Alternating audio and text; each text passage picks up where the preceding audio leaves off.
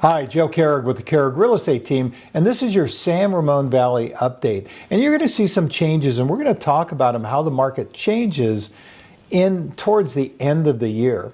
So if you remember when the market it was never hot, but what was happening is the nicest listings were selling at 100% of asking price, and they were selling within 2 weeks, and everything else was still sitting.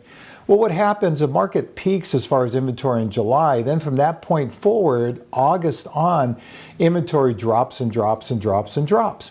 So what we're starting to see now is the fact that, and you'll see it in the slides, the pendings are still going on, but now what's selling is the average home. Matter of fact, 55% of the inventory has been on the market over 60 days.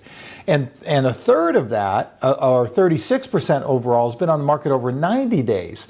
So you're going to see that pendings are still, inventory is dropping, pendings are still happening. But what's happening now is those people that have dropped their price and come down to be more reasonable because there's nothing else out there, their homes are starting to sell, because instead of selling for 100% of asking in 2 weeks, now they're selling for about 95% of asking, and the average time on the market is 40 to 50 days.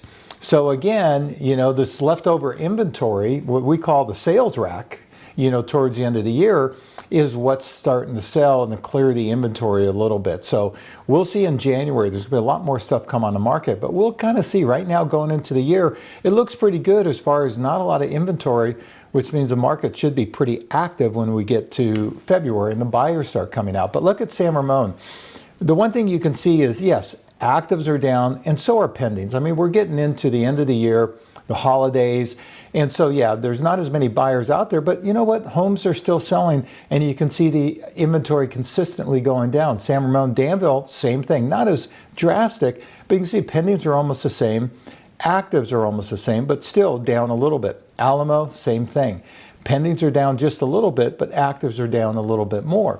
So again, actives are going to continue to go down, and there's still going to be buyers out there that looking for that sales rack, type market. Dublin, you can see Dublin all the way across the board. Actives are down and pendings are down, but we're still sitting there with close to half. In Dublin, there's over half as many pendings as there is actives, and that would normally put us in what we would call a seller's market.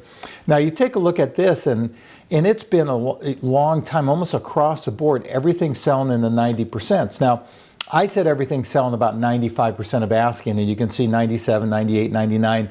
Well, what's going on is the fact that unlike the ones that sold for 100% of asking within 2 weeks, there was no price reductions within 2 weeks.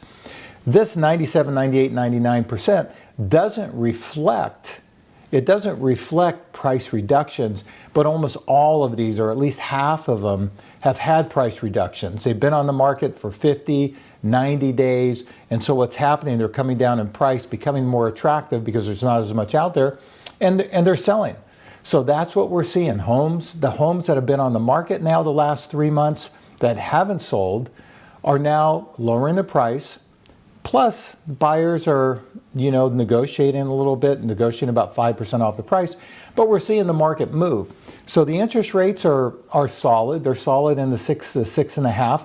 They're expected to stay there. Now, the Federal Reserve might hit the discount rate a little bit. Remember, they did that last time, and interest rates actually ticked up a little bit. So expect the interest rates, maybe they can creep down. There's a few, like 7-year adjustables, that can 7-year fixed, and then they go to adjustable, that you can get in the high 5s. So it's right around 6%, give or take, depending 30-year fixed and adjustable.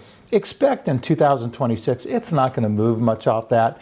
And then we're going to get back in the market where the homes that come on the market that are too high are going to sit there for 50 or 60 days until the sellers become a little bit more reasonable or put some money into them.